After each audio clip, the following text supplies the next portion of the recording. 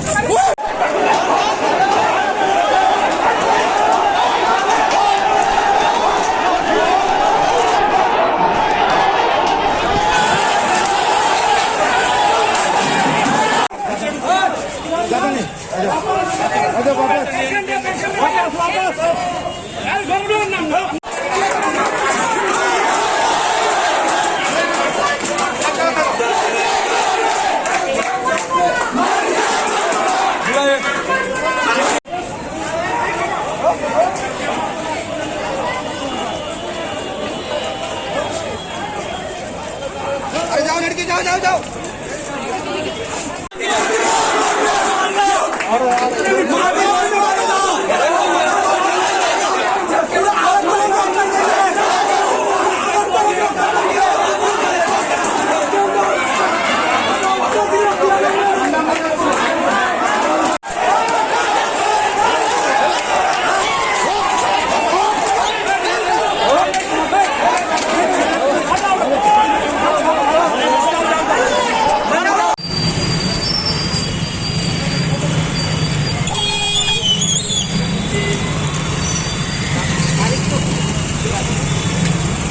चले जाओ और ये सीआरपी वाले इस साइड में दोनों वाले रास्ता सब खाली करा के रखो। टीएसआर बाएं तरफ जाओ।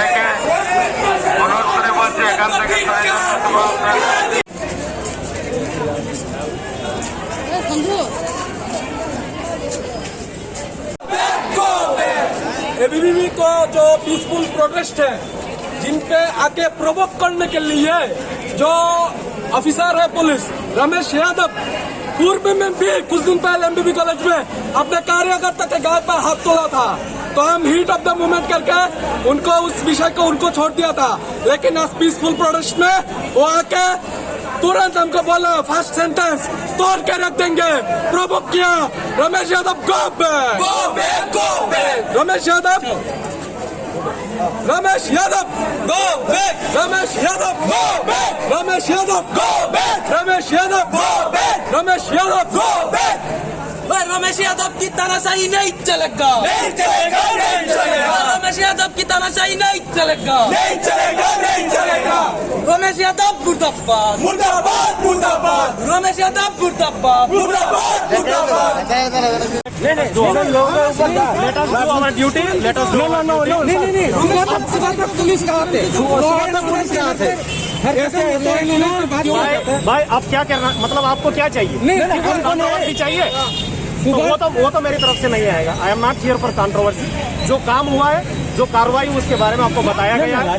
सुबह से उन लोगों को टाइम दिया गया था, वो लोग भी बातचीत किए। डिसीजन आने के बाद भी कुछ कर रहे थे, दैट इज वाई हम लोग we had to disperse them, otherwise we had no intention to disperse. ठीक है, थैंक यू। हम लोग डिसीजन बताया गया था कि कल सुबह 11 बजे एजुकेशन मिनिस्टर और सेक्रेटरी मैडम बैठ के डिसीजन निकालेंगे, लेकिन उस डिसीजन को भी ये लोग नहीं माने। ज्यादा डिमांड आपको नहीं पता तो मेरे पास मैं जानता हूँ। सर ये बात एजुकेशन डिपार्टमेंट की तरफ से कोई क्यों नहीं बोल रहा? उनके साथ मीटिंग भी हुआ है, वो लोग बताया भी था भाई, तो आपसे मेरे से क्यों पूछ रहे हैं? उनसे अंदर पूछ लीजिए। सर रमेश यादव के बारे में जो स्टूडेंट की जो राय है इसके बारे में क्या कहेंगे सर? इसके बारे में मैं कुछ नहीं कहूँगा, आप भी देख चुके हो, तो जो है लोग कार्रवाई बात है कि सर घेराव कर रखी है सुबह तक। अभी सिचुएशन अभी सब लोग निकल गए हैं, तो हम लोग इनको करके फिर डिस्पर्स कर दिया हुआ है। यहाँ से सब लोग सुरक्षित वापस चले। लेकिन उन लोगों के ऊपर लाठीचार्ज किया गया है, क्यों किया गया है? ये तो लाठीचार्ज स्टूडेंट हम है। लोग नहीं किया गया है, इसको बोला गया है यहाँ से जाना पड़ेगा।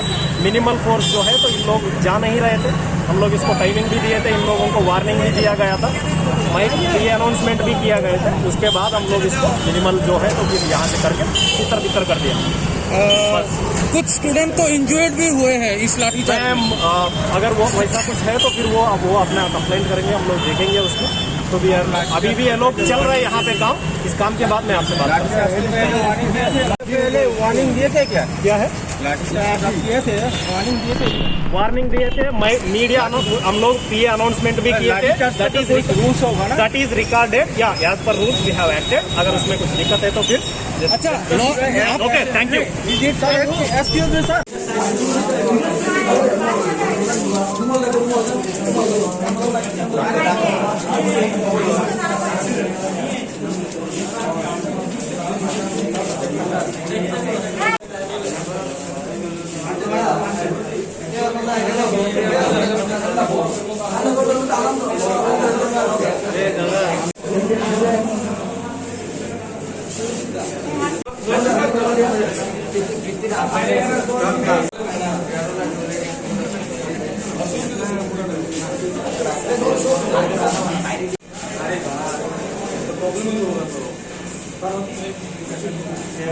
বিষয়টা কি বলবেন? মুখ্যমন্ত্রী এখন পুলিশ তো কি করে ছাত্রছাত্রীদের উপর মন্ত্রীর হাতে আছে, সেটা নিয়ে আমরা আলোচনা করতে চাইছি না। আমাদের মূল এজেন্ডা ছিল ছাত্রদের সমস্যা সমাধান করা। আপনার তাহলে এতদিন ধরে আপনারা মাঠে নামেননি কেন? কোথায় মাঠে নেমেছি আমরা? ছাত্রছাত্রীদের না না, আমার মাঠেই ছিলাম আমরা।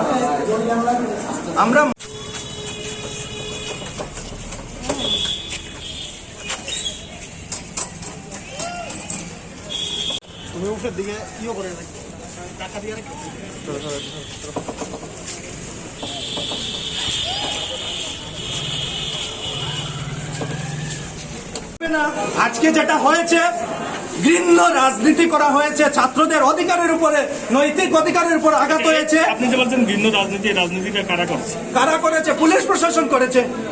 এখানে দেখা যায় পুরো দিন আমাদের কার্যকর্তাকে বলছে তোরকে রাখ দেঙ্গে, বাজে বাজে অসভ্য একজন সাংবাদিক পোস্টে থেকে এরকম কিভাবে অকথ্য ভাষা ব্যবহার করতে পারে।